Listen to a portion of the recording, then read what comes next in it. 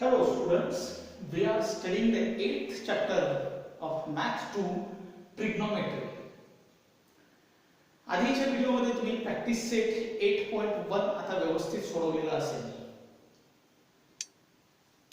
सर्वात आधी या प्रकरणामध्ये आपण 6 ट्रिग्नोमेट्रिक रेशो शिकलो होतो आणि तेच सर्वात बेसिक आहेत लक्षात घ्या. ते 6 ratio sin, cos, tan, cot, sec, cosec अशा आहेत. सिक्वेन्स व्यवस्थित लक्षात ठेवायचा. साइन, कॉस, टॅन, कॉट, सेक, कोसेक. आता आपण हेच जे रेशो आहेत साइन, कॉस, टॅन, कॉट, सेक, कोसेक यांचं एकमेकांमधलं जे रिलेशन आहे त्याचे फॉर्म्युलेज आपण पाहणार आहोत. तर त्याचे फॉर्म्युले आहेत 5. एकूण 5 फॉर्म्युले आहेत. फक्त सिंपल फॉर्म्युले आहेत. sin theta into cosec theta is equal to 1. पहिला फॉर्म्युला. आपल्याला रेशो माहिती आहे. sin cos म्हणजे sin theta, cos theta, tan theta, cot theta, sec theta, cosec theta. हा सिक्वेन्स आपण अगदी या प्रकरणाच्या सुरुवातीला शिकलेलो आहोत. हे 6 रेशो आहेत. sin थीटा म्हणजे आपल्याला माहिती आहे अपोजिट साइड अपॉन हायपोटेन्यूज आणि कोसेक थीटा म्हणजे आहे हायपोटेन्यूज अपॉन अपोजिट साइड. तर आता सिंपल आहे. sin theta opposite side upon hypotenuse आणि cosec theta hypotenuse upon opposite side म्हणजे याच्या अगदी विरुद्ध आहे. तर मग जर आपण sin थीटा आणि कोसेक थीटा यांचं जर मल्टिप्लिकेशन केलं तर ते 1 येतं. ठीक आहे.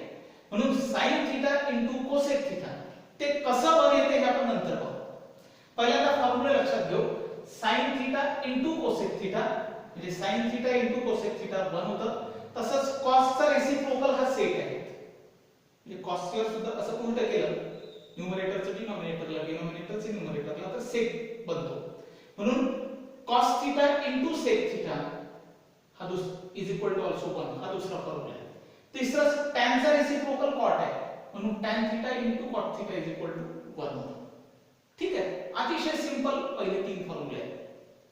रिलेशन पाहू लागलो तर आपण ह्या 6 ट्रिग्नोमेट्रिक रेशोचे एकमेकांमधलं.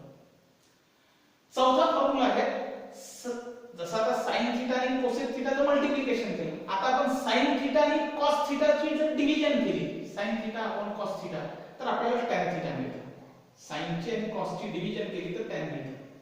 आणि cos ची cos भागेला sin जर केलं म्हणजे cos theta upon sin theta जर केलं तर cot मिळतं. सिंपल हे आपले असे 5 फॉर्म्युले आहेत. मग आता हे जे 5ही फॉर्म्युले आहेत याचं एक्सप्लेनेशन जर आपण पाहू. आता 5ही फॉर्म्युले पाहण्यापेक्षा आपण पहिला समजला की तुम्हाला दुसरा आणि तिसरा समजतो, चौथा समजला की मग पाचवा समजतो. म्हणून आपण पहिला आणि चौथाचे एक्सप्लेनेशन पाहू. एक्सप्लेनेशन की हे फॉर्म्युले नेमके कसे आहेत. ठीक आहे. ही एक बाजूला फिगर काढलेली आहे triangle ABC. In triangle ABC angle B is equal to 90 degree आहे आणि angle C is equal to theta आहे. ठीक आहे. मग आता आपण घेऊ sin थीटा म्हणजे sin C, sin theta. sin theta म्हणजे काय होतं अपोजिट साइड थीटाची ही काहीतरी अपोजिट साइड आपण हा काय झाला हायपोटेन्यूज AC. म्हणून अपोजिट साइड अपॉन हायपोटेन्यूज म्हणजे AB अपॉन AC. ठीक आहे.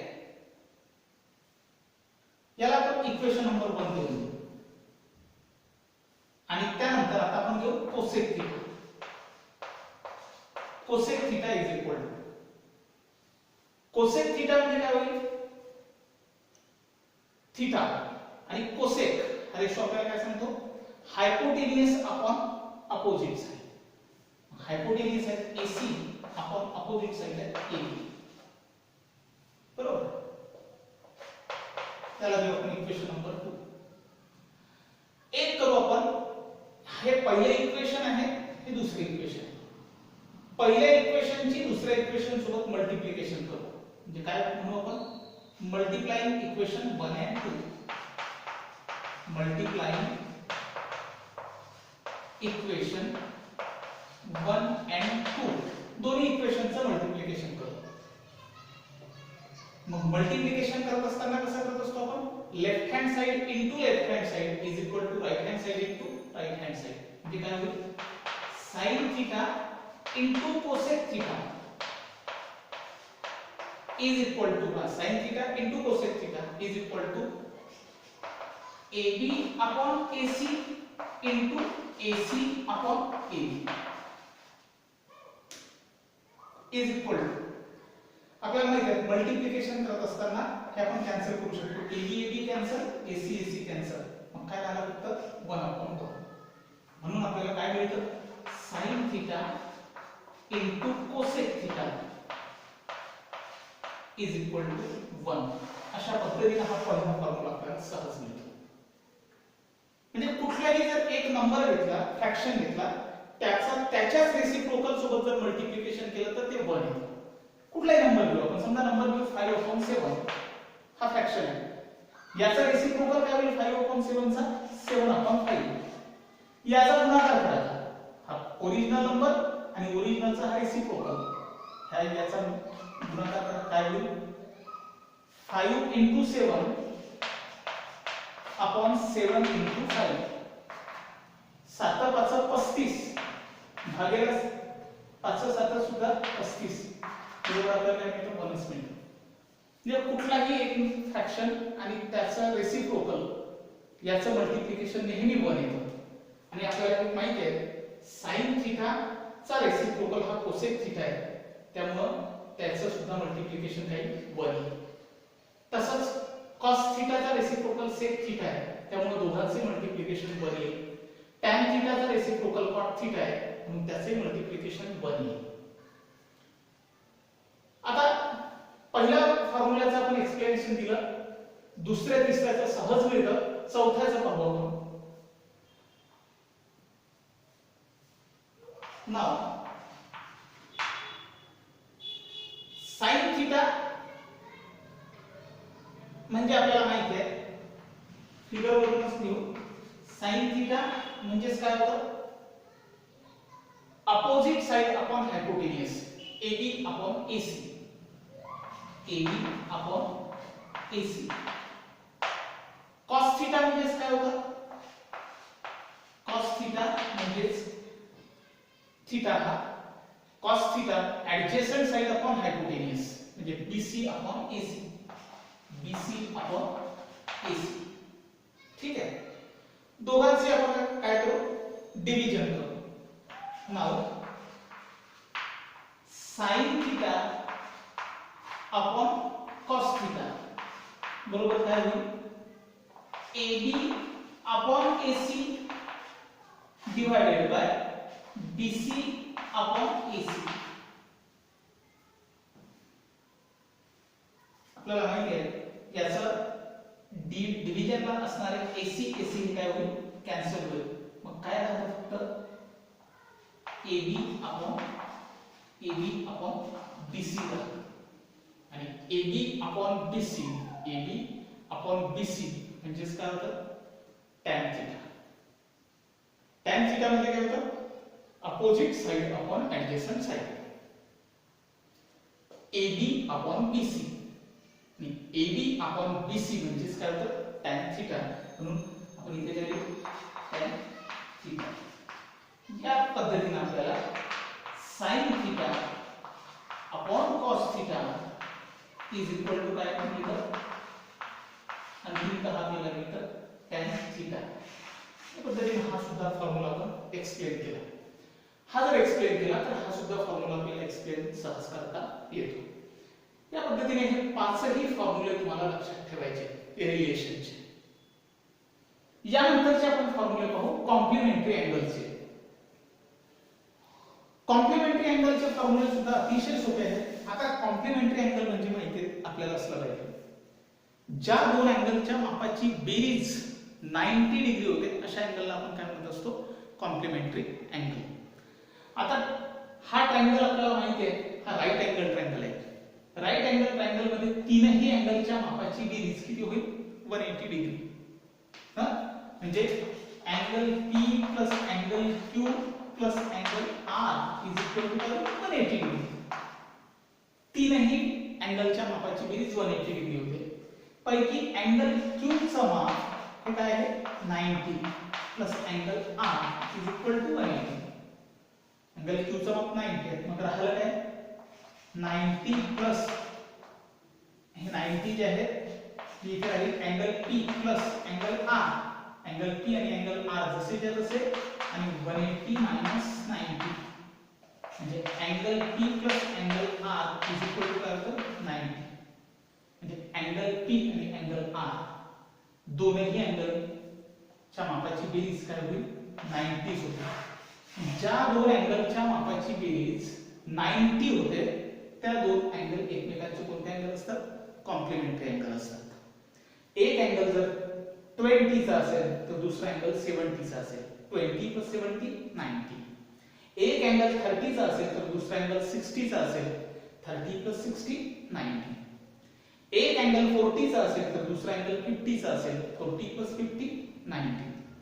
हे सांगायचं तात्पर्य की ह्या दोन अँगलच्या मापाची बेरीज 90 येते. म्हणजे अँगल P आणि अँगल R हे जे दोन्ही ऍक्यूट अँगल जे आहेत राईट अँगल ट्रायंगल मधले हे एकमेकांचे कॉम्प्लिमेंटरी अँगल असतात. मग जर एक अँगल समजा थीटा असेल तर ह्या अँगलचं माप काय असेल, 90 मायनस थीटा.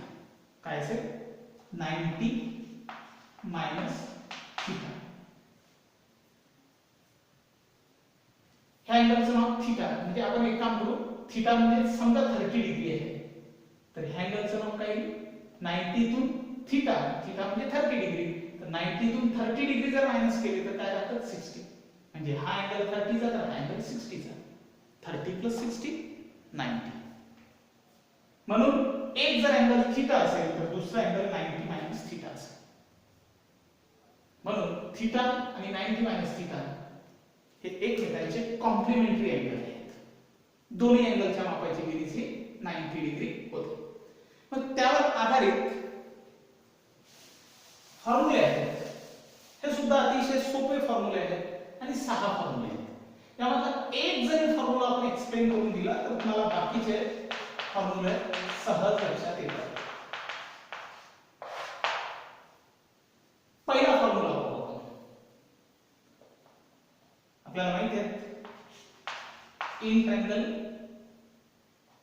PQR फिगर मध्ये पहा angle Q is equal to 90 degree आहे. Angle R is equal to theta आहे.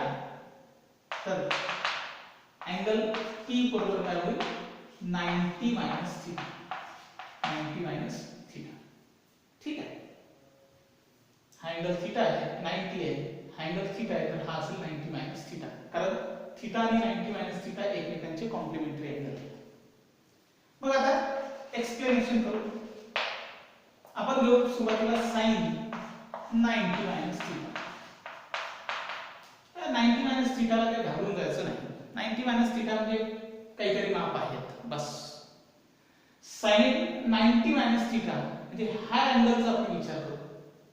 म्हणजे sin P काय होईल, opposite side upon hypotenuse. QR upon PR. QR upon PR. याला इक्वेशन नंबर 1 देऊ. आणि आता दुसरं काढू आपण cos थीटा. हा थीटा cos थीटा म्हणजे cos R थीटा आणि cos ची व्हॅल्यू काय आहे, adjacent side upon hypotenuse. QR upon PR. QR upon PR. याला देऊ इक्वेशन नंबर 2. आता दोन्ही इक्वेशन तुम्हीच पहा, तुमच्या लक्षात येईल. दोन्ही इक्वेशन मध्ये राइट हँड साइड जी आहे ही सारखी आहे. पहिल्या इक्वेशनची राइट हँड साइड पहा Q R upon P R.